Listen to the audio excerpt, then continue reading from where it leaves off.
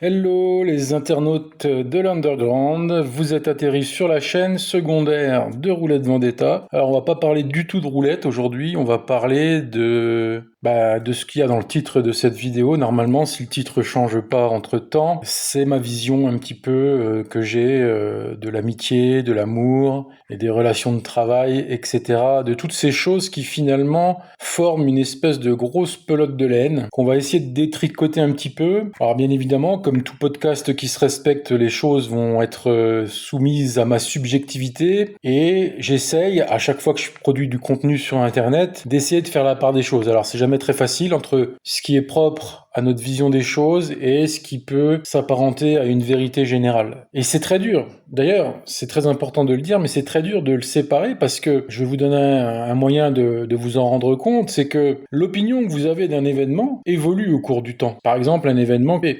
Donc, si pour vous-même, vous changez même vous-même d'opinion sur quelque chose que vous avez vécu ou vu, alors imaginez que, pour autrui, laquelle des deux versions est la bonne, pour quelqu'un qui vous écoute. Donc il faut jamais perdre de vue que finalement, on évolue au cours du temps, et que finalement, c'est plus moi qui ai gagnant à faire du contenu que vous à l'écouter, parce que moi, ça m'aide à avancer dans ma compréhension des choses, ça m'aide à avancer dans la compréhension de la vie, et vous, quelque part, vous ne faites qu'écouter une version temporelle à un moment T, en fait, une façon de penser à un moment T que j'ai, mais qui pourrait évoluer par la suite. Mais tant pis, il faut, je pense, quand on est auditeur, faire abstraction de cette réalité qui fait que on pourrait se détourner du podcast. Mais moi, j'y vois quand même quelque chose d'intéressant, c'est que beaucoup de podcasteurs m'ont aidé à avancer. Même si ils ne disaient pas des vérités absolues, même s'ils se trompaient, même si j'étais pas toujours d'accord avec ce qu'ils disaient, ça m'aidait de les écouter, ne serait-ce que par contradiction. Dire moi, non, je pense pas comme lui. C'est pour ça que je continue de faire du podcast, alors qu'au cours du temps, quand j'en ai fait, je me suis aperçu que c'était un format qui était forcément imparfait. Alors vous me direz, c'est toujours mieux que certaines conneries qu'on voit à la télé, hein, ça c'est sûr. Bref, le vrai sujet, c'est que j'ai eu dans ma vie beaucoup de relations humaines comme tout un chacun. Car je suis né en société et c'est une chance, parce que j'aurais pu naître avec les loups dans la forêt. Non. Je suis né en société avec des parents, une famille, et donc on va à l'école. Ensuite, on rentre plus ou moins vite selon les parcours dans la vie active. Et on peut dire que dans mon cas, ça a mis un peu de temps parce que j'ai targiversé, j'ai eu l'envie de tester différents cursus scolaires qui m'allaient plus ou moins finalement pas. Donc j'ai mis un peu de temps à rentrer dans ce que je voulais faire. En fait, j'ai commencé la carrière que j'ai actuellement, c'est-à-dire celle de développeur informatique. Je n'ai commencé qu'à m'y intéresser vraiment qu'à l'âge de 30 ans. Pour vous dire, avant 30 ans, j'avais jamais rien programmé du tout. Donc ça a été très difficile de basculer d'un monde à l'autre, comme j'ai essayé de le faire, et en plus à un âge avancé. Mais j'étais encore dans cette période où on est encore assez malléable, parce que je pense que faire ce que j'ai fait à 50 ans, ça aurait été beaucoup plus difficile. D'ailleurs, c'est à peu près l'âge que j'ai 48 ans, et je me vois difficilement réapprendre quelque chose de totalement différent, mais s'il n'y avait pas le choix, je serais obligé de le faire, parce que dans la vie, on ne sait pas à quoi s'attendre. Mais enfin bon, arrivé à 48 ans, l'âge que j'ai actuellement, j'ai pu avoir de nombreuses relations. Ce que je peux vous dire d'emblée, c'est que bien souvent, la frontière entre collègues de travail, amis, amour, peut tout d'un coup devenir flou. Et c'est là que ça devient compliqué, car moi, je vais vous dire quelque chose, j'aime bien que les choses soient claires dans la vie. Et ça, c'est quelque chose qu'on n'obtiendra pas, malheureusement. Spoiler alerte, je vous le dis tout de suite, on n'obtiendra jamais dans la vie une clarté totale dans les relations qu'on peut avoir avec autrui. Alors je sais, c'est peut-être quelque chose que vous allez considérer comme pessimiste sur la vision des choses, mais en vérité, moi je ne fais que voir et constater presque quelque chose qui revient assez souvent en fait, et à tel point que ça en devient presque une vérité. Alors je sais que le mot vérité, c'est quelque chose qu'il faut prendre avec des pincettes, mais vraiment, je m'aperçois qu'il est très difficile, surtout, rappelez-vous, faites l'exercice de vous rappeler comment vous perceviez la relation avec quelqu'un que vous veniez de connaître, quel que soit le contexte, et au cours du temps, justement, tout à l'heure, on parlait de cette évolution des opinions qui peut évoluer dans le temps pour vous et votre expérience. Et bien là, on va resserrer le faisceau sur justement qu'est-ce que vous pensez d'une relation que vous avez eue, comment cette relation a évolué avec soit votre meilleur ami, soit avec un collègue de travail où les choses ont évolué, soit avec un patron avec lequel vous, au départ, vous entendiez bien et finalement après ça a changé, ou des choses comme ça. On va dire assez les choses crûment, c'est que des fois on se trompe sur les gens. On se trompe complètement, et ça, c'est ce qui peut faire beaucoup souffrir. C'est quand les deux personnes ne sont pas du tout alignées sur la même longueur d'onde. sur qui représente quoi sur l'autre. Et je vais vous prendre l'exemple d'un patron. Un patron, vous aimeriez qu'il vous voie tel que la valeur que vous pensez avoir. Spoiler alerte, ça n'arrivera pas. Quand vous arrivez dans un poste, vous avez une déformation par, on va dire, manque de connaissance de l'endroit où vous allez, et vous allez projeter sur cet endroit un tas de choses qui sont pas vraies. Vous allez projeter que vous allez pouvoir peut-être changer les choses, amener votre patte, etc. Mais en fait, le moule dans lequel vous arrivez va finir par vous mouler, en fait, quelque part. Mais ça, c'est une erreur que vous faites, et donc c'est votre perception qui est mauvaise. Et souvent, on va interpréter les choses pour qu'elles collent à ce qu'on veut. Moi, je vais vous donner un exemple très simple. C'est dans le job où je suis arrivé, les choses se sont pas du tout passées comme je le pensais dès le départ. J'avais pas du tout anticipé ce qui allait se passer, et surtout au niveau relationnel. C'est-à-dire que, par exemple, on pense être compris des autres. Ça, je pense que c'est vraiment quelque chose qui revient assez souvent, je pense. C'est que notre défaut principal en tant qu'être humain, c'est qu'on pense que les gens sont tout de suite d'emblée sur notre longueur d'onde. Or, si vous posez pas clairement les choses, ça risque d'être compliqué par la suite, parce que ce sont des postulats cachés que vous pensiez acquis. Par exemple, si vous mettez pas clairement au fait dès le départ avec un employeur quel sera votre mode de travail, comment voulez-vous que par la suite il n'y ait pas des malentendus ou que vous ne soyez pas déçus. Mais malheureusement, ce qui peut être vrai dans le cas du monde du travail, c'est-à-dire de poser les choses dès le début, c'est un peu plus compliqué dans la vie. Je vais maintenant vous parler des relations business. Ça, c'est encore quelque chose qui va beaucoup plus loin que la relation salarié-employeur. Parce que finalement, dans la relation du monde du travail en mode normal, employé, comme ça, salarié, ou à la limite freelance, il y a une verticalité. Et d'ailleurs, c'est cette verticalité qui, moi, m'a aidé là à m'adapter quelque part à ce qui se passait, parce que je me suis dit, bon, de toute façon, tu feras pas changer les choses, tu vas devoir t'y adapter, et pour ça, il n'y a qu'une personne qui peut t'y aider, c'est la personne qui te dirige. Parce qu'à un moment donné, être dirigé, c'est se reposer sur quelqu'un d'autre aussi. Et c'est, on va dire, presque une solution de facilité dans la vie que d'être salarié, je trouve, parce que vous ne faites que remettre sur cette verticalité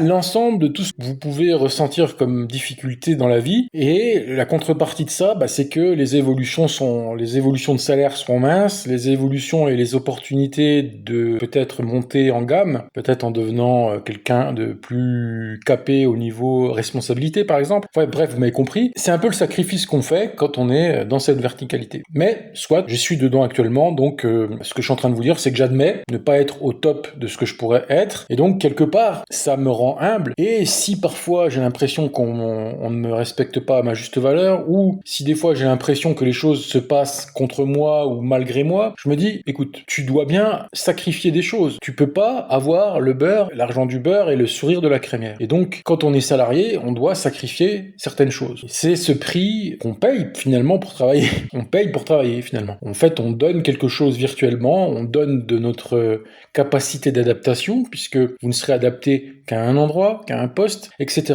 Mais ça, c'était pas vraiment l'objet du podcast. C'était juste, puisque je suis dans cette situation, de bien vous en donner mon ressenti pour que vous voyez un petit peu les choses et le contexte. Mais sinon, concrètement, c'est pas très important. C'est juste l'histoire de notre vision des choses. Voilà. En fait, dans la vie, la vision des choses, elle peut être détériorée. Donc, j'ai commencé par un exemple simple, puisque actuellement je le vis. C'est l'image qu'on se fait quand on arrive dans un poste. Moi, ça fait 3 ans que je suis là. Et avec le temps, on finit par voir la réalité, en fait, tout simplement. La réalité, c'est le temps qui la donne toujours. Et d'ailleurs, dans toutes les relations, c'est comme ça. Alors après, voilà, il y a la relation business. Alors ça peut être très vague, ça peut être dans l'associatif, dans le business, voilà, ou ça peut collaborer avec différentes personnes pour différents buts. Bref, c'est quelque chose qui est en dehors d'un cadre vertical. C'est un cadre, justement, qui est beaucoup plus souple. C'est-à-dire que t'essayes de trouver de la synergie avec les autres. Alors, il y a 2 choses à dire d'emblée, je pense. C'est que t'as un gros avantage et un gros inconvénient. Gros inconvénient, j'en ai fait un peu preuve, je vous en ai fait un peu la délivrance jusque maintenant. C'est qu'il y a un tellement grand flou et il n'y a pas cette verticalité derrière laquelle tu peux te cacher en cas d'incompréhension, ce qui fait que bien souvent, quand il y a incompréhension ou difficulté, ça mène souvent à la fin de la relation, en fait. Là où avec un employeur, t'es quand même tenu par par un contrat, etc. Dans la vie, tu t'associes avec des gens, mais déjà tu sais pas à qui t'as affaire en général, c'est la triste réalité, hein, je suis désolé de vous le dire, mais à la rigueur, la plupart du temps, dans mon cas, j'essaye de voir le positif, de qu'est-ce qu'a pu m'apporter une relation de business, même si celle-ci s'est soldée par un échec ou par une mésaventure quelconque. Par exemple, quelle mésaventure il peut y arriver dans le business? Bon, celle qui est la plus connue, c'est l'arnaque, c'est-à-dire quand le partenaire de business vous arnaque. Bon, bah, après, c'est assez facile de délivrer le vrai du faux. Mais il y a un autre cas de figure, et qui est un peu paradoxal, c'est soit vous étiez amis avant de faire du business, auquel cas le business peut détériorer votre amitié. Quand je dis amitié, ça peut être aussi l'amour. Voilà, amour, amitié, ce sont des choses qui sont assez proches. Bien évidemment, dans l'aspect concret, sont assez différents, mais il y a beaucoup de similitudes entre les difficultés, on va dire, structurelles de ce genre de choses. Donc, quand tu es ami et que tu veux monter une boîte, mais il y a aussi quelque chose aussi qui peut arriver, c'est tu deviens ami avec un partenaire de business. Et ça arrive souvent. C'est quelque chose qui est, malheureusement, à force de côtoyer des gens, il y a des amitiés qui peuvent naître, et même des amours. Et le problème de ça pose un énorme problème. C'est que tu n'as plus la capacité de clairvoyance, de lucidité concernant le business si la relation évolue vers quelque chose de plus large que le business. Et c'est très très problématique si le business marchait et que à cause de cette évolution, ça va finir par entacher le business. Ça va finir par entacher un énorme potentiel parce que les débats n'ont plus lieu qu'à ce niveau-là. Les débats sont d'ordre amical ou privé en cas de personnes qui tombent amoureux. D'ailleurs, je l'ai pas dit tout à l'heure, mais bon, moi ça m'est jamais arrivé de mémoire de tomber amoureux sur mon lieu de travail, et je crois que, par contre, il y a eu quelques filles qui ont essayé de me mettre le grappin dessus dans différentes entreprises. J'ai toujours réussi à esquiver un peu parce que moi je suis pas du genre à tomber sur des filles, à me laisser faire par une fille facile, dans le sens où elle me tombe dessus et il faut absolument que je sorte avec. Ça, c'est pas trop mon style. Et souvent, j'ai remarqué, quand les gens te connaissent par le biais d'un travail ou par le biais d'un endroit comme ça, ils n'ont pas ce respect de la découverte. En fait, ils te voient comme le fruit d'un arbre. L'arbre, c'est l'entreprise, et toi, tu n'es qu'un fruit à cueillir, en fait. Je sais pas comment t'expliquer autrement. C'est-à-dire que ils y voient une bonne occasion de changer leur quotidien, ils y voient une bonne occasion de tromper l'ennui, parce que ça fait, par exemple, t'arrives dans une boîte, ça fait pas longtemps que t'es là, mais il y a des gens, ça fait peut-être longtemps qu'ils sont là et qui s'ennuient, et des fois il y a une fille qui va vouloir tromper l'ennui en quelque part, ou en disant tiens, finalement j'ai un truc cool qui arrive dans la vie. Mais sauf que toi t'es pas un truc cool, t'es un humain à découvrir, à comprendre, et quelqu'un qui te tombe dessus sans essayer de te comprendre, etc., c'est un peu l'équivalent du mec qui en soirée veut faire l'amour avec une fille dont il connaît absolument rien et qui croit que l'occasion fait le larron. Voilà, je suis en boîte, mais ça marche pas à tous les coups, ce genre de pensée. Oui, il y a des filles comme ça qui aiment ça, mais la plupart des filles, elles ont envie de connaître un homme avant de faire l'amour avec, évidemment. Mais un minimum, tu vois, je te parle, c'est pour ne pas être simplement un objet. Mais on le dit jamais assez, mais les hommes aussi n'aiment pas passer pour des objets. Je sais que j'enfonce peut-être une porte ouverte, mais selon moi, c'est un problème aussi, c'est qu'on considère que les hommes, finalement, comme ils ont la réputation d'être obsédés jusqu'à la moelle. Alors, je te dis pas que je suis pas intéressé par la chose. Oui, j'aime la chose. Je suis intéressé par la chose. Les choses du corps, les choses de l'amour, les choses là sont intéressantes. Mais en fait, pour moi, ça va plus loin que ça. Il y a une communion d'âme quand tu fais l'amour et c'est pas simplement physique. Bref, tout ça pour dire que une relation, elle peut être subie aussi. Tu vois, c'est pas de ta faute. T'arrives dans un endroit et les gens projettent sur toi quelque chose. Et ça peut être aussi, donc, dans ce deuxième cas de l'entrepreneuriat ou du business, où tu vas être associé de quelqu'un, et cette personne va projeter sur toi, soit mutuellement, ou soit de manière unilatérale, soit il y a une personne des deux, soit il y a deux personnes qui changent leur vision de l'autre, mais tout ça n'est que vision, selon moi. Et c'est ça qui pose problème, parce que, avec la maturité, j'ai fini par comprendre que notre vision des choses est artificielle, en fait. Elle dépend de tas de choses, en fait. On n'a jamais rien de bien solide pour se raccrocher. On a tenté par le passé le contrat de mariage, mais on a vu que ça marche de moins en moins. Les gens se fient de moins en moins au mariage en tant que tel, d'ailleurs. C'est assez triste. Tout ceci peut paraître triste, mais en fait, c'est qu'une affaire de vision des choses. Le business, pourtant, il est simple. Il y a des lois. Mais quand vous côtoyez les gens, même avec cet exemple-là de quelqu'un qui vous côtoie au travail et qui va commencer de projeter sur vous des choses.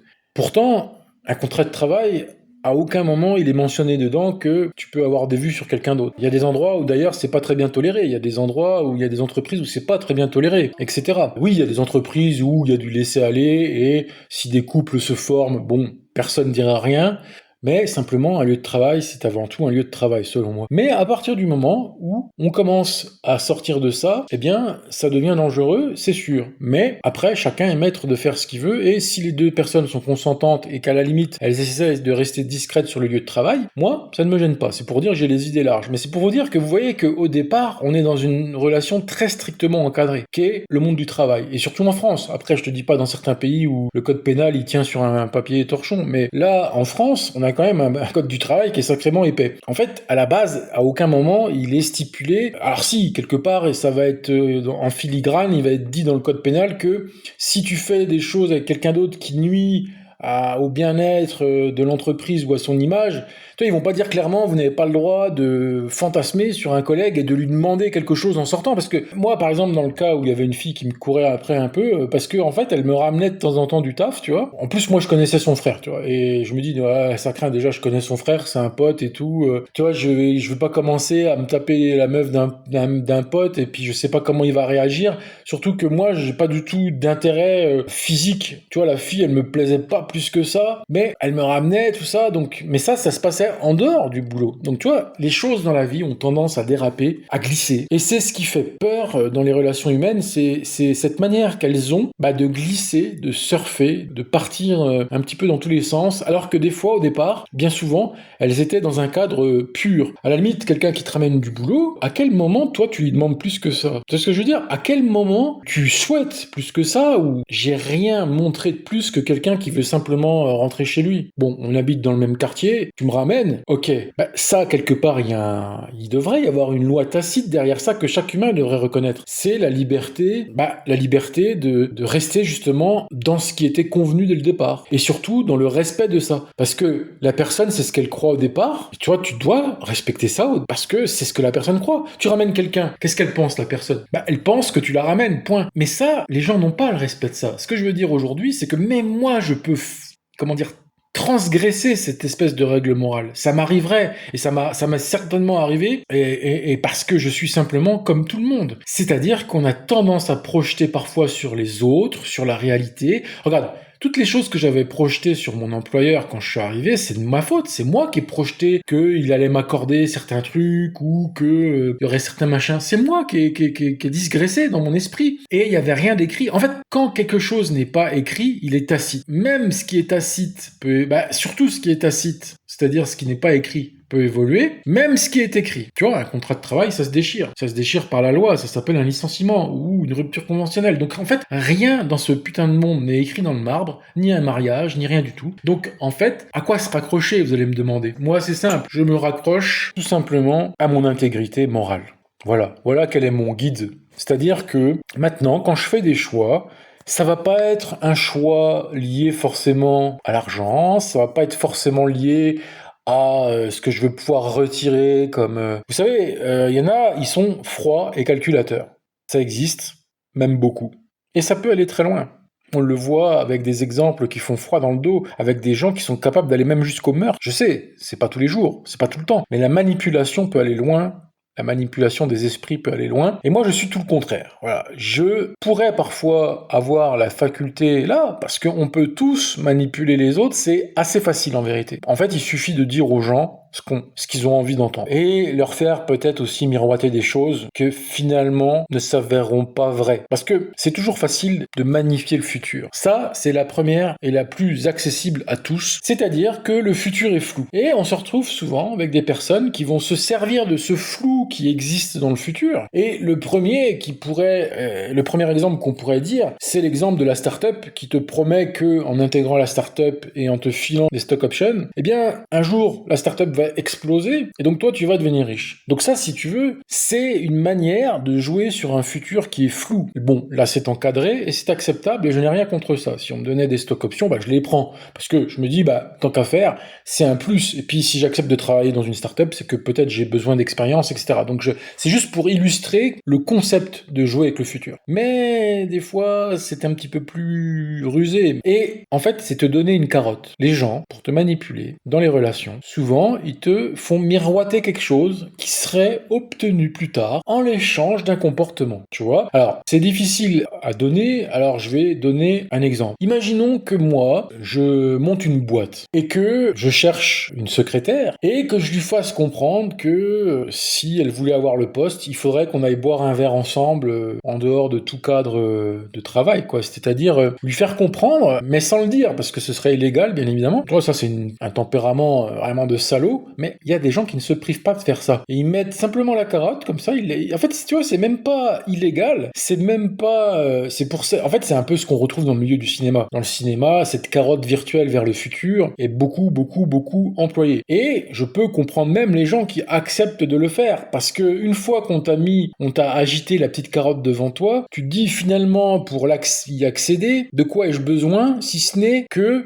d'être conciliant. Voilà. Donc ça peut être coucher avec ce vieil homme, ce vieux producteur, ça peut être des choses comme ça. Donc ça, c'est vraiment hardcore. Là, ce que je suis en train de décrire là, c'est vraiment ce qu'il y a de plus hardcore dans les relations comme ça qui jouent avec le futur. Mais on peut avoir aussi des choses beaucoup plus subtiles et qui, finalement, demandent de t'asseoir sur ton intégrité. Et ça, c'est quelque chose que j'ai souvent refusé parce que pour moi, toucher à mon intégrité est quelque chose déjà qui est de l'ordre de mon enfance en fait. Parce que dans mon enfance, j'ai eu beaucoup d'agressions envers mon intégrité. Ça a été des choses dont j'ai pas envie d'évoquer forcément sur internet la teneur, mais quand tu es jeune et que tu es confronté très tôt à des gens qui te manipulent, à des gens qui essayent de te rouler parfois dans la farine plus ou moins subtilement, quand aussi on te demande de faire des choix impossibles. Et je vais te donner un exemple. Tu vois, là je vais te donner un exemple. Quand t'as un ami d'un côté, t'as un ami qui s'appelle Alphonse d'un côté, et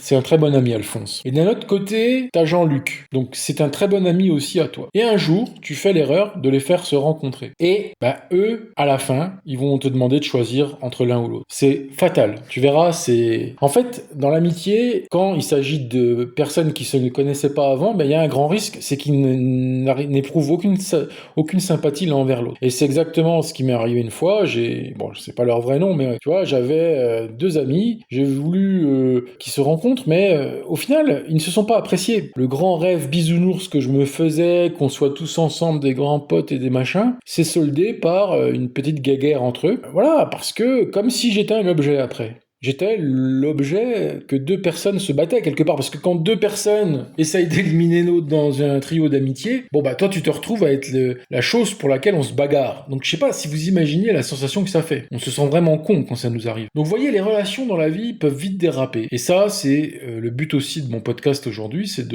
pour les gens qui sont un peu plus jeunes, qui ont un peu moins d'expérience, de toujours vous méfier, parce que on se trompe tout le temps. C'est obligatoire. On se trompe tout le temps. Il y a un dicton qui est vraiment très simple, très connu, mais qui marche presque à toutes les sauces et dans toutes les situations de la vie. Tout nouveau, tout beau. Je bénis la personne qui a inventé ça, mais je bénis moins le fait qu'on le ressente dans la vie et que ça nous trompe et que ça fait mal. Mais, en général, donc quoi qu'on fasse, on se lance dans un nouveau business, on se lance dans des nouvelles relations de travail, on se lance dans des nouvelles amitiés, on rencontre une nouvelle femme, on rencontre sa famille, on rencontre... En fait, toujours, tout au départ, c'est tout nouveau, tout beau. Alors que faire contre ça ? C'est de commencer de manière sèche. C'est-à-dire que tu mets dès le départ des barrières dans les relations que tu fais qui permettent, tout simplement d'évoluer tranquillement vers la réalité de la relation. En fait, la relation, elle a une réalité cachée. C'est comme un paquet cadeau. Au départ, tu peux pas l'ouvrir tout de suite. Il n'y a pas moyen d'accélérer tout ça. Donc, ce qu'il faut faire, c'est que le temps déballe le cadeau à ta place. En fait, le temps, ça aussi c'est quelque chose de très important, c'est que le temps finit toujours par dévoiler la réalité d'une relation. Et parfois elle peut être bonne, parce que même si je me suis trompé au départ sur mon employeur, je m'aperçois au fil du temps que peut-être c'est pas ce que je pensais, mais c'est bien de manière différente. C'est une autre manière d'avancer que celle que j'avais pensée au départ, mais finalement, quelque part, elle a aussi son intérêt. Donc là, ça va quand c'est ce cas-là, parce que tu peux te tromper et que ça reste positif, mais tu peux te tromper et sur une relation et que ça devienne négatif. Je te donne un exemple, hein. J'ai voulu rentrer en tant que développeur informatique dans une société de services qu'on appelle, on appelle ça vulgairement des vendeurs de viande, hein, les SS2I. Bon, maintenant, ça s'appelle les ESN, entreprises de sociétés numériques. Alors, évidemment, c'est très bien pour ceux qui sont faits pour ça et puis qui sont dans un moment de leur vie où ils avaient envie de ça. En fait, le gros problème aussi, je pense, des relations, c'est que elles ne sont pas forcément adaptées à toutes tes phases de ta vie. Il y a des phases de la vie où tu peux te permettre d'avoir une relation tendue avec une fille, une relation électrique. Moi, j'ai eu une relation assez électrique avec une fille, mais c'était un moment de ma vie où ça ne gênait pas finalement d'autres projets ou d'autres... En fait, c'était quelque chose qui était bien ancré dans mon parcours. Là, aujourd'hui, je pourrais plus me permettre. Par exemple, aujourd'hui, je n'accepterais plus d'être dans une relation houleuse, tendue. Moi, ce que je veux maintenant, c'est soit pas de relation, d'ailleurs, actuellement, c'est ce que je vis, mais, ou bien, tout simplement, une relation qui glisse. Mais je ne veux pas de relation tendue, électrique, avec des tempéraments un petit peu qui sont pas sur la même longueur d'onde. Moi, je voudrais vraiment retrouver la paix du couple, quoi, tu vois, c'est-à-dire, t'as même pas trop besoin de te parler, tu te comprends. Tu sais, y a pas besoin de débattre, y a pas besoin de faire des plans compliqués pour sortir, pour faire ci ou ça. On se comprend, on se complète, tu sais, ça glisse. Et ça, je pense que c'est pas facile, mais possible, en tout cas. Voilà, je ne ferme pas la porte à ce genre de choses. Mais tout ça pour dire qu'il y a des relations, pareil en amitié, qui sont bonnes à certains moments, d'autres assez mauvaises. D'ailleurs, j'ai fait une vidéo il y a pas longtemps sur un bon ami à moi qui vient de périr, qui vient de décéder, paix à son âme. Et donc, c'était une relation assez complexe, on va dire. Et donc, je peux vous dire que je sais de quoi je parle en termes d'amitié complexe, mais qui apporte beaucoup de choses positives. Et donc, en fait, il y a toujours un moment dans la vie où tu peux accepter la complexité. La complexité avec une femme, avec un ami ou avec un employeur. J'ai eu des relations aussi avec des employeurs qui étaient complexes. Et je pense qu'on peut pas tirer sur ça en disant oui, dans la vie, il faut éviter tout ça. Non, en fait, tu peux pas dire que toute ta vie, tu vas éviter les choses négatives en refusant à chaque fois ce qui est potentiellement négatif. Parce que si à chaque fois que j'avais refusé ou que j'avais claqué la porte, tu sais, si j'avais dit non, non, non, moi je veux pas, non, c'est nul, ça me correspond pas, mais j'aurais pas appris derrière. En fait, c'est ça qui est difficile. C'est faire la part des choses entre ce qui est acceptable en termes de négativité pour que toi t'avances sur ton chemin et ce qu'il faut proscrire tout simplement. Il y a des choses qu'il faut complètement proscrire et il y a des choses qu'il faut laisser accepter. Et le problème quand t'es jeune, c'est que tu ne peux absolument pas différencier l'un ou l'autre. Et donc, tu vas foncer tout droit. T'es jeune, t'auras pas les clés pour décrypter les choses comme ça et ou simplement respecter le protocole de la sécurité, de laisser le temps aux choses. Quand t'es jeune, tu veux que ça aille vite, tu vois, t'es pas à l'université de philosophie en train d'écrire une thèse quand tu rencontres quelqu'un en boîte ou que tu rencontres quelqu'un dans un bar. Tu deviens pote assez rapidement. En fait, ce que je veux dire, c'est que quand t'es jeune, tu prends pas le temps nécessaire et de toute façon, même si tu le prenais, t'as pas les clés de compréhension. Et c'est ça que t'apporte finalement l'expérience. Et c'est comme un chat qui se mord la queue. C'est-à-dire que pour comprendre les choses, faut une expérience que t'as pas encore. Donc, pour avoir cette expérience-là, t'es obligé de te tromper. Et c'est un petit peu comme, je sais pas, quelqu'un qui se jette un peu dans le feu pour, tu vois, et après, à l'habitude, il va plus se brûler, si tu veux. Mais la première fois que tu vas te jeter dans le feu, tu vois, il y a des gens, ils marchent dans le feu, mais tu peux te tromper, glisser. Bref, tu m'as compris. Mais moi, arrivé à le stade actuel, je sais que les relations sont trompeuses, je sais que les gens sont manipulateurs, je sais que on se trompe et on projette sur eux des choses, et ce qui est normal, mais qu'on a toujours besoin d'avancer. Ça, c'est une constante qui ne changera pas. On a besoin d'avancer, on a besoin de rencontrer des nouvelles personnes, malgré le danger que ça peut représenter. C'est un cycle comme ça, à moins que tu sois du genre à avoir un ami, un bon ami, et le garder toute ta vie. Ça existe aussi. Voilà, c'est ce qu'on appelle le bon vieux pote d'enfance. Il y en a, ils arrivent à conserver le bon vieux pote d'enfance. C'est ce que je n'ai pas réussi à faire d'ailleurs, parce que ça aurait pu, mais il y a eu des choses qui ont fait que non. C'est dommage. J'aurais aimé avoir ce pote d'enfance avec qui de temps en temps tu te rejoins au restaurant pour faire une bonne bouffe, etc.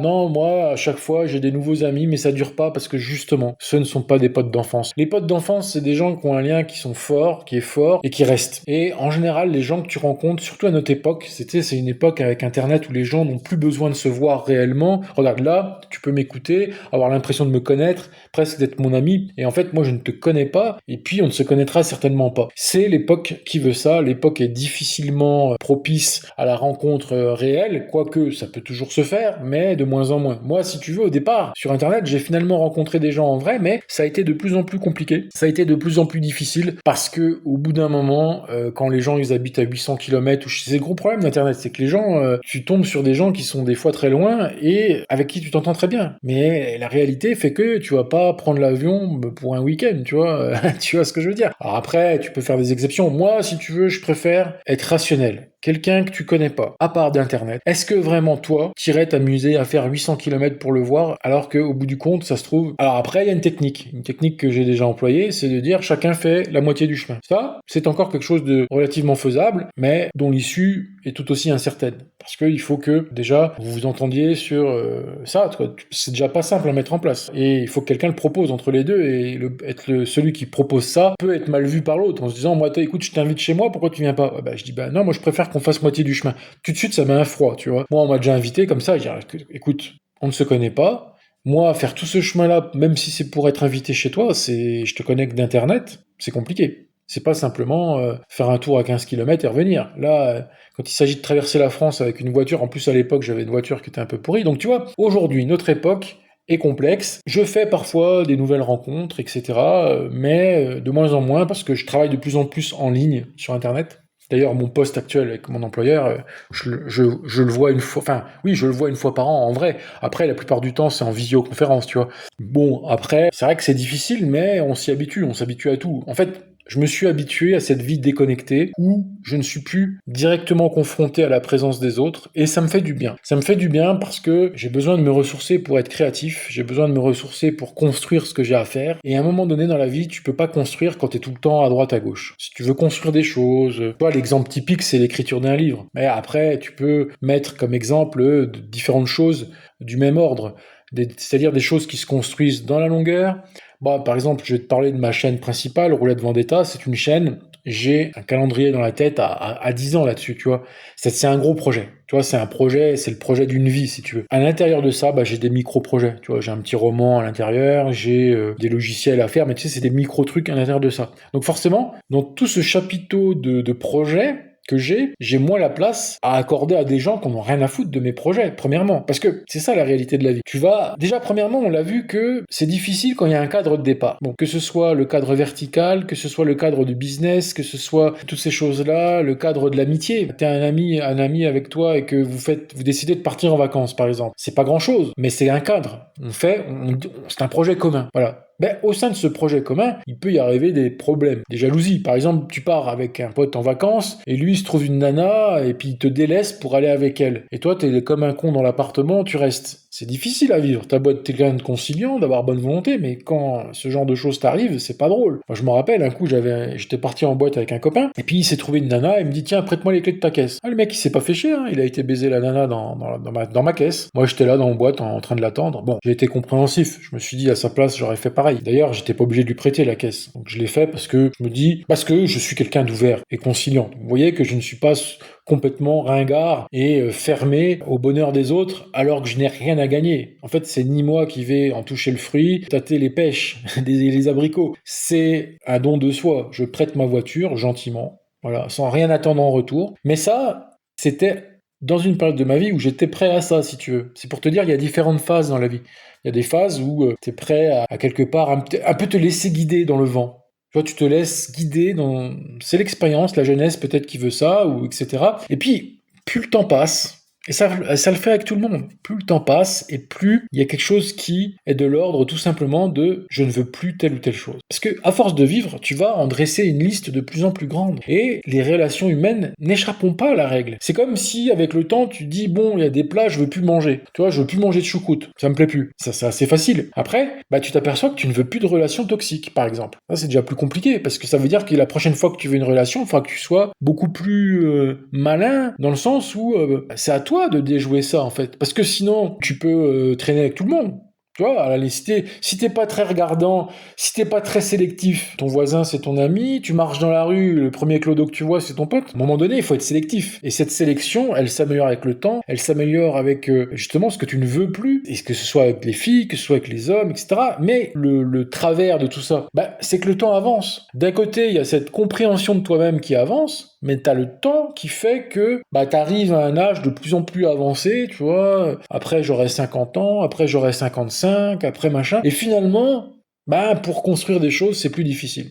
Donc, ce que je veux dire par là, c'est que la vie est assez mal faite, c'est-à-dire que quand t'as l'âge de vraiment déterminer ce qui est une relation toxique ou pas, des fois tu peux te retrouver à être trop âgé pour la situation que finalement t'es en droit de demander. Moi je suis en droit de demander actuellement des relations saines, parce que je sais les détecter. C'est-à-dire c'est ça qui fait que t'es en droit de les avoir. Si t'es pas capable de détecter c'est quoi la toxicité, c'est que tu mérites pas mieux, en fait. Parce que moi, je suis quelqu'un d'assez capitaliste et darwiniste, en fait, quelque part. C'est-à-dire que on peut pas, avoir le savoir avant de l'expérimenter et avant de l'apprendre. Ça n'existe pas, et c'est d'ailleurs ça le darwinisme. C'est pour ça que des animaux meurent pour quelque chose qu'ils n'ont pas pu apprendre ou qui n'ont pas pu savoir à l'avance et dont ils n'ont pas pu se préparer. C'est ça la sélection naturelle. T'as beau être un lion, si tu rencontres un hippopotame ou je sais pas quoi qui t'écrabouille, ce que je veux dire, c'est que à un moment donné, c'est comme ça. La vie, elle t'apprend à te prendre des nions dans la gueule parce que tu te trompes, tu fais erreur sur les relations, tu fais erreur sur le système qui nous entoure. Parce que le système te dépeint une façon de penser quand t'es jeune. Oui, le travail, machin, bidule. Puis après, avec le temps, tu t'aperçois que, finalement, on t'a raconté du pipeau. C'est la sélection naturelle. C'est-à-dire que si t'as été assez bête pour croire le système, tu te retrouves à être pris dans les filets du système, à faire des choses que t'as pas envie. C'est la sélection naturelle. C'est-à-dire que moi, je ne me plains plus parce que j'ai compris que si quelque chose, je pouvais m'en plaindre, c'est que c'était de ma faute. Quelque chose dont tu peux te plaindre ou que tu as envie de te plaindre, c'est quelque chose dont tu es l'auteur. Point. Quand tu commences déjà à réfléchir comme ça, alors quand je te dis auteur, c'est soit par méconnaissance, soit par manque d'expérience, par erreur de jugement, tout ça, mais quand tu commences à penser comme ça, t'avances enfin dans la vie. Mais quand c'est toujours la faute des autres, t'avances pas. Moi, j'en veux pas aux autres. Je m'en veux, même pas à moi, je constate simplement que je me suis trompé. J'ai fait erreur quand j'ai pensé que telle chose allait être telle chose. C'est moi qui ai projeté le truc. Parce que c'est très dur, notre cerveau, en fait, notre cerveau, il est fait comme ça. Il est obligé de fabriquer, une architecture là où il n'y en a pas. Par exemple, tu te trimbales dans le noir, c'est désagréable. Pourquoi c'est désagréable de se trimballer dans le noir? Toi, t'es là, t'es dans le noir. Tu peux te taper dans un meuble, etc. Et même avec la bonne imagination, tu vas pas recréer la pièce comme ça de toute pièce en disant j'imagine comment sera la pièce. J'imagine que la table, elle sera là-bas. Si c'est une pièce que tu connais pas, bien sûr. Tu vois ce que je veux dire? Tu marches dans la rue, t'es aveugle, et que t'as pas de chien d'aveugle avec toi, t'as pas de canne, etc. C'est tout simplement dangereux. Et pourquoi? Parce que ton imagination n'imaginera pas le monde extérieur. C'est pareil, ton imagination ne peut pas imaginer avec correction ce qui va t'arriver en rencontrant cette personne, etc. Mais à un moment donné, tu peux plus te dire je m'en fous et vaille que vaille, on verra. Ça marche plus à un moment donné. Tu peux dire ça, t'as une fenêtre pour dire ça. C'est un petit peu la jeunesse où t'as droit à l'erreur, tout ça, mais à un moment donné, tu n'as plus droit à l'erreur. Et c'est ce qui fait que les enjeux deviennent de plus en plus compliqués avec le temps. C'est que plus le temps passe, moins t'as droit à l'erreur et moins t'as envie de faire erreur, mais ça te ferme aussi des portes. Évidemment qu'il y a toujours un côté un peu négatif. J'en avais déjà parlé dans une autre vidéo, c'était plus axé sur le monde du travail et le fait que les expériences passées du monde du travail fait que à l'avenir, tu projettes sur tes futurs postes ce que t'as pu découvrir ou ressentir sur de précédents. Et un petit peu comme tu peux projeter sur de futures relations des choses que t'as vécues avec d'anciens. Mais c'est pas ça que je demande. Ah, ça, c'est la plus grosse bêtise à ne pas faire. J'ai jamais dit qu'il fallait faire ça. Ne projette jamais ce que t'as vécu. Non, c'est plus sérieux que ça. C'est vraiment dégager structurellement ce qui est de l'ordre de la toxicité sans que ce soit de l'amertume. C'est de dire on m'a pas aimé à ma juste valeur, parce que ça aussi c'est quelque chose qui est de l'ordre de faut pas en vouloir à quelqu'un s'il ne t'apprécie pas autant que par exemple toi tu l'apprécies. C'est la vie. Ça aussi c'est la sélection naturelle. C'est avec une femme, souvent tu peux te retrouver avec une femme et que tu l'aimes beaucoup plus que elle ne t'aime. C'est quelque chose qui arrive souvent dans l'amour. Mais est-ce qu'on peut en vouloir à l'autre? Ben non, factuellement tu peux pas. Par contre ton ego, ton orgueil, il a envie de dire que c'est injuste. Non, c'est le hasard de la vie. En fait, la personne qui me ramenait en voiture et qui voulait sortir avec moi, qui avait projeté sur moi quelque chose, de la même manière, elle n'avait pas à m'en vouloir parce que moi, j'avais juste envie de rentrer chez moi, quoi. J'avais mon sac à dos, et c'est tout ce que j'ai avec moi. J'ai rien d'autre à proposer. J'ai mon sac à dos avec mon linge sale, et c'est tout à ramener après le boulot. Et voilà, je rentre chez moi. Je n'ai rien d'autre à offrir. Mais est-ce qu'elle pouvait m'en vouloir pour ça? Non. En fait, donc je pense qu'il faut pas en vouloir pour des situations affectives qui sont simplement de l'ordre de l'humain, mais un peu hasardeux, et que soit on aurait pu t'aimer, soit on aurait pu ne pas t'aimer. Voilà, c'est comme ça, hein. C'est aussi un petit peu ce qui peut se passer dans le monde du travail, hein. C'est que des fois tu tombes sur un bon poste, des fois non, mais c'est pas pour ça que tu ne retrouveras pas un autre. Donc il faut toujours rester positif, mais après, il y a des vérités qui restent, quelle que soit la structure, quelle que soit, tu vois, je te donne un exemple, ce qui se dit à une machine à café dans une entreprise, ce qui se raconte à une machine à café, ça ne change pas, quelle que soit l'entreprise. Tu changes d'une entreprise à l'autre, tu verras, c'est toujours la même ambiance à la machine à café. C'est comme ça, tu peux rien y faire. Et c'est ni négatif, ni positif, c'est comme ça, et avec le temps, tu vas éviter. Et c'est pas parce que, on ne t'a pas aimé ou quoi que ce soit, ça n'a rien à voir avec toi. C'est que la teneur, l'architecture de ce qui se passe dans ce genre de contexte n'est pas adaptée à toi. Mais à toi, dans le sens où c'est pas une question de ton petit ego, de ton petit orgueil, c'est que c'est comme ça. Il y a des choses qui ne te correspondent pas, et c'est pas de ta faute. Et on ne peut pas t'en blâmer. Par contre, il y a d'autres choses, tu auras tendance à blâmer les autres pour rien. C'est-à-dire que on n'est pas parfait dans notre jugement, surtout. On peut se tromper aussi. Il faut continuer de travailler là-dessus. Pour dire, attends, à ce moment-là, est-ce que je me suis pas trompé sur cette personne? Est-ce que je l'ai pas mal jugé? Parce que ça marche. Parce que c'est facile, là, depuis tout à l'heure. Je montre aussi une réalité où souvent on se trompe sur les gens et que ça va du bien vers le mal. Mais il faut que tu fasses l'effort aussi inverse. Quand t'as pu potentiellement te tromper sur quelqu'un dès le départ, on dit souvent, ouais, j'ai une mauvaise impression sur lui dès le départ, machin, mais ça peut évoluer. Tu peux évoluer aussi sur ça en disant, finalement, moi ça m'arrive. Il y a des gens que je rencontre, tu vois, à droite, à gauche sur Internet, où au départ, tu vois, le mec, il s'exprime en forum et tout, puis tu sais, ça passe pas. Tu vois, j'aime pas, tout, puis après, avec le temps, tu sais, c'est le temps aussi. Tu vois, le temps est aussi toujours potentiellement un révélateur à ce niveau-là, bien de choses positives qui peuvent arriver. Donc le temps, c'est un allié. Donc pour conclure cette vidéo, qu'est-ce qu'on peut dire? On peut dire que le temps est notre plus grand allié pour faire émerger des vérités, entre guillemets, vérités, mais pour faire ressortir l'ADN des choses, l'ADN d'une relation, l'ADN d'un emploi, l'ADN d'une entreprise. Tu sais, tu te lances dans quelque chose, il n'y a que le temps qui te dira si ça marche. Il n'y a que le temps qui te dira si à la fin tu vas devenir millionnaire ou si simplement tu vas devoir faire une liquidation judiciaire sur tes biens ou je ne sais quoi. Il n'y a que le temps qui le dira. Tu peux rien y faire. Ça aussi, c'est quelque chose qu'il faut accepter. C'est qu'en fait, le temps, quelque part, c'est un peu Dieu, quelque part. C'est-à-dire, il a les réponses à tout. Tu vois, le temps, si tu veux, c'est le mec qui a des gros biceps et qui te met une calotte, tu te retrouves en Antarctique. Il n'y a pas plus puissant que le temps.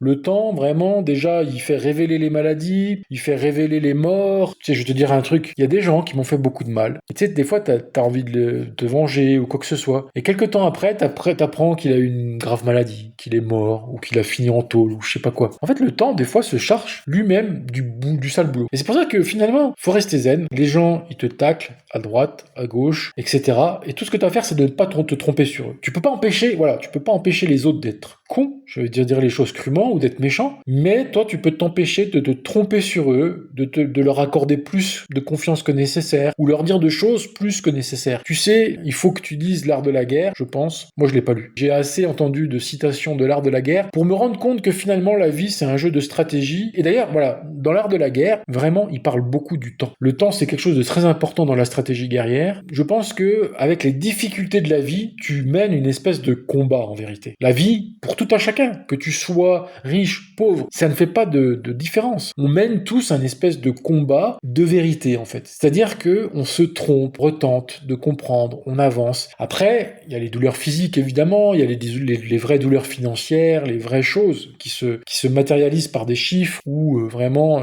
des douleurs palpables, hein, où tu as envie de crier. Mais il y a des choses qui sont... Et moi, je pense que la vie est un combat beaucoup plus subtil encore que la douleur physique ou la douleur financière de perdre de l'argent ou etc., ou de ne pas en avoir assez. C'est vraiment ce combat vers la vérité, parce que c'est un combat qui met du temps, qui finalement est un serpent qui se mord la queue. Parce que effectivement, une fois que tu as eu le temps de bien analyser les choses, mais les choses sont passées et tu dois repasser à autre chose. Bah oui, c'est trop facile sinon. C'est-à-dire que, ok, t'as compris ton pas. En fait, l'expérience te donne juste un temps d'avance de compréhension sur des choses passées. C'est tout ce que ça te donne, l'expérience. Ça te donne un champ de compréhension sur ce qui s'est déjà réalisé, mais pas sur ce qui va se réaliser. Et c'est ça qui est vraiment incroyable. Tu peux avoir 99 ans, 100 ans, 150 ans, on pourrait se dire que t'es un puits pas de science, mais d'expérience. Que t'es quelqu'un qui vraiment sait tout. Tu sais, je vais te dire, tu te dis, en fait, qu'il n'y a plus rien qui peut te surprendre, que tu as vu défiler les époques, les progrès, que... Non, je pense pas. Moi, mon avis, c'est que le passé reste le passé. Quoi que tu peux en faire, et qu'il va t'influencer, certainement, et potentiellement, puisque c'est l'objet de cette vidéo, c'est de dire que le passé, moi, m'influence pour essayer d'arrêter de me tromper. Ça, en fait, c'est juste ça. C'est que ça me donne pas les réponses. Ça me dit juste,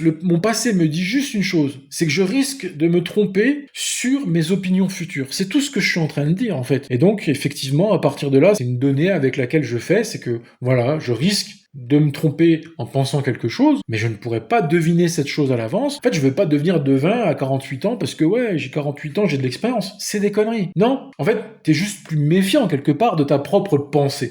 C'est ça, la maturité. Là, en fait, la maturité, la sagesse, comme on dit, c'est juste ça. C'est se méfier de ses propres opinions toutes faites, mais tu pourras pas déterminer ce que veut vraiment quelqu'un sans que le temps permette de le dévoiler. Il n'y a pas d'accélérateur, tu n'auras pas une nouvelle télécommande magique, dire, tiens, est-ce que cette femme est faite pour moi? Non, il faudra que tu prennes le temps de le découvrir, et c'est pour ça que je te disais que le temps, finalement, tend à se raréfier avec le temps. Plus le temps avance, plus le temps se raréfie. C'est un peu comme une espèce d'algorithme, en fait, caché de la vie. Chaque année qui passe, c'est une année en plus d'expérience, de sagesse en plus, mais une année en moins sur ta vie à vivre. Et qui fait que, à un moment donné, tu seras un petit peu prisonnier du peu de temps qui va te rester. Tu vois, quand tu arrives à 75 ans, bon, bah, tu sais qu'il va pas te rester 1000 ans, tu vois, qu'il va pas te rester 20 ans. Tu vois, tu arrives à 75 ans, bon, bah, là, du coup, qu'est-ce que tu peux vraiment faire? Bah, tu vas profiter de l'oxygène encore plus, parce que t'as plus que ça à te raccrocher. Nous, on est à une époque où on veut plus que simplement profiter de l'oxygène sur une chaise en regardant le ciel. On veut plus que ça. Et c'est normal, parce qu'on a une sensation que dans la vie, il faut faire le plus.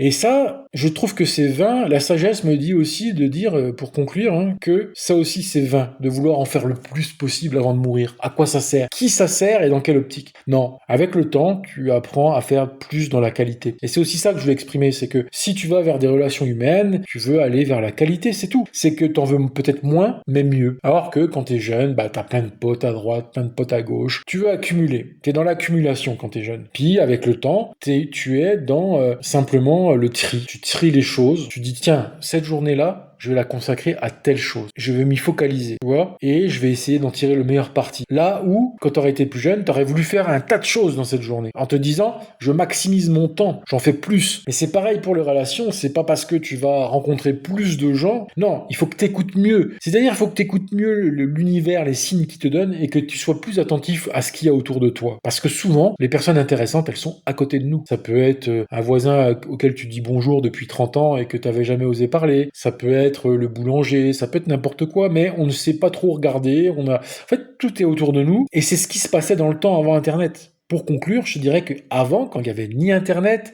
tiens, même pas le téléphone, imagine, les gens, ils étaient obligés de se rencontrer pour de vrai. Tu voulais voir un artisan, avant que le téléphone existe, fallait que tu te déplaces voir l'artisan. Ça, il faut que tu essayes de recréer ça un peu virtuellement, c'est d'être très sensible à ce qui se passe autour de toi, comme si tu n'avais pas toutes ces possibilités dingues et modernes qui nous sont données d'aller chercher à Pétaouchnok ce qui est devant toi. Mais maintenant, hop, tu veux un truc, tu le commandes sur Amazon, tu fais ci, tu fais ça. Mais pourquoi ne pas aller dialoguer avec un artisan en ville, un boucher, un fromager, je ne sais quoi, pour essayer de changer un peu ça, continuer de t'émerveiller des relations que tu peux avoir autour de toi, humaines, bien réelles, et souvent sans attendre grand-chose, parce que aussi, on est souvent très exigeant des autres. Et ça, c'est quelque chose qui revient à ce que je disais tout à l'heure, on se trompe, parce que se tromper sur quelqu'un, c'est souvent être exigeant avec ce qui est soi-disant pourrait nous apporter, et soi-disant ce qu'on attend de lui. Mais toujours, c'est toujours la même chose, c'est une projection à la con, c'est une projection qui fait que,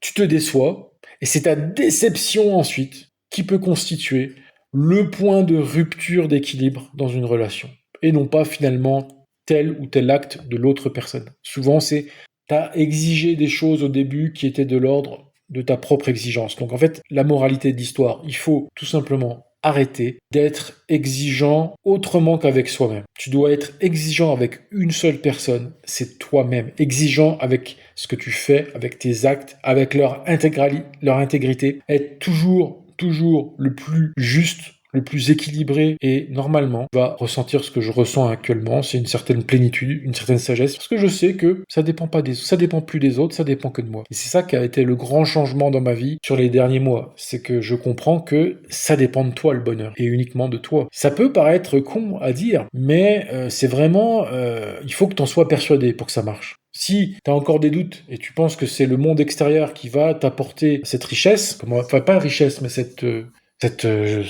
bonheur, c'est pas le monde extérieur, c'est ta façon de le voir. Et donc donc c'est pour ça que maintenant, peut-être que la toxicité, peut-être que c'est moi qui la projetais et qui la créais. Il y a aussi, c'est un autre débat, c'est un autre sujet, c'est est-ce que finalement ce n'est pas nous qui projetons sur le monde les choses négatives qui nous arrivent en retour? Parce que c'est ce qu'on appelle la matérialisation. Mais ça, je voulais pas trop en parler aujourd'hui, parce que je voulais parler simplement d'un niveau simplement non spirituel. Toi là, il y avait rien de spirituel dans tout ce que je t'ai dit, vraiment un constat bête et méchant de ce que c'est que d'avancer dans la vie. Après, on pourrait aller beaucoup plus loin dans le débat, mais c'est des terrains glissants. Parce que la spiritualité, on a tous chacun sa spiritualité. Là, j'ai essayé de rester non spirituel, non religieux, agnostique comme on dit, parce que c'est simplement on rencontre des gens, que ce soit pour le travail, que ce soit pour l'amitié, que ce soit pour boire un coup, que ce soit pour draguer, on rencontre et on projette souvent de manière complètement erronée, ou des gens projettent sur nous, ça arrive aussi, ça m'est déjà arrivé. Et donc tout ça, c'est des choses qui sont simplement très évitables et qui en plus apportent le bonheur. Parce que si déjà d'emblée tu ne tombes pas dans ces travers de la vie, t'as déjà de beaucoup plus grandes chances finalement en faisant pas grand chose de compliqué. Tu vois, c'est ça qui est assez fou en fait, c'est que c'est pas des hacks de développement personnel foufou, hein. C'est simplement déjà pas se gourer à ce première étape de la chose, c'est qu'est-ce que tu penses de la chose, quelle qu'elle soit. Ça peut être un poste, ça peut être une nouvelle relation, ça peut être une nouvelle personne dans ton entourage, quelque chose, un nouveau président de la République, j'en sais rien. Mais c'est ta façon de voir le truc, une nouvelle technologie. Moi par exemple, je te donne un exemple simple pour finir. Ma vision de l'intelligence artificielle est très floue et évolue beaucoup au cours du temps. Et je ne sais pas qu'est-ce que je penserais de l'intelligence artificielle dans 2 ans, dans 1 an, dans 6 mois. C'est vraiment, ça montre à quel point il faut être souple, parce que si t'es trop catégorique dès le début sur quelque chose, ça veut dire que tu te trompes. En fait, c'est comme ça, c'est sûr. Si t'es trop catégorique, tu te trompes. Il faut être souple.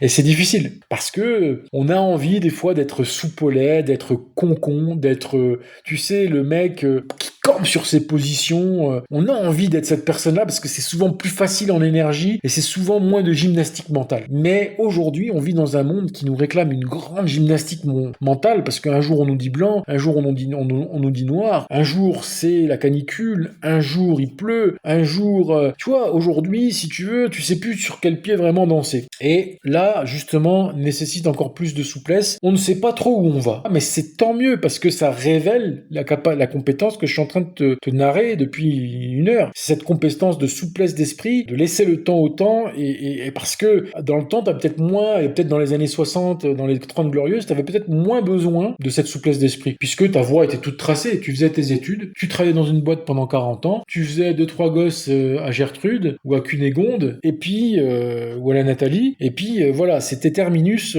ta vie, elle était toute tracée, des petits-enfants, des arrière-petits-enfants, voilà, tout était bien dans le meilleur des mondes. Aujourd'hui, c'est complètement différent. Aujourd'hui, on a quasiment pour obligation la souplesse. La souplesse aujourd'hui est une obligation, sinon tu crèves, sinon t'es foutu. Bah oui, on te demande de changer souvent d'emploi, on te demande d'accepter le divorce comme quelque chose de fatal et qui t'arrivera certainement, car c'est les statistiques qui le disent, et les statistiques en général ne mentent pas. Quand on te dit 50% des mariages finissent en divorce, je suis désolé, tu peux pas dire bah non, moi c'est 100% de chance. Non, tu vas faire comme la stat, t'auras 50% de chance aussi. Alors que dans le temps, c'était pas du tout ça. Dans le temps, les mariages, ils duraient dans 90-95% des cas. Donc les époques, elles changent, les époques, elles évoluent, et aujourd'hui, plus que jamais, alors que dans le temps, c'était pas obligatoire que tu sois souple d'esprit. Tu pouvais être un gros connard de pilier de bar, tu sais, le genre de mec, le gros Norbert, tu sais, gros raciste, gros con, qui emmerde tout le monde, qui déteste à peu près tout et tout le monde et qui a toujours raison. Dans le temps, tu pouvais être ce mec-là et avoir une vie totalement... C'était le Dédé du village, quoi. Le Dédé du village, il avait le droit de vivre, il n'y avait aucune loi qui interdisait sa présence. Aucune loi, aucune sélection naturelle. Aujourd'hui, bah justement, c'est la sélection naturelle. Les gens qui ne sont plus capables de cette souplesse d'esprit, bon bah tu les vois au cimetière ou en prison à la fin, tu vois, t'as pas le choix. Moi-même moi, je suis obligé de faire preuve de souplesse d'esprit, j'ai pas le choix. J'ai fait ça depuis longtemps, en fait. La souplesse d'esprit, c'est être capable d'avancer malgré l'incertitude, malgré ce qu'on peut te dire aussi. Parce qu'il y a des gens qui vont t'asséner des vérités, te faire croire ou essayer de te faire croire que le chemin que t'as choisi n'est pas le bon. Voilà. Donc j'espère que vraiment toutes ces palabres philosophico, youtubesco, podcasto, blablabla, j'espère que ça a au moins eu un intérêt quelconque. Si c'est le cas, mets un tout petit pouce, mais je te jure que pour moi, c'est un immense plaisir si t'as été jusque-là. Si t'as été jusque-là, mets en commentaire, j'ai été jusqu'à la fin, 1 minute, 0, je sais pas quoi, 1 heure, excuse-moi, dis-le, simplement, ça me fera hyper plaisir. Voilà. Et c'est tout ce que je demande. Pas plus, pas moins. Tchuss.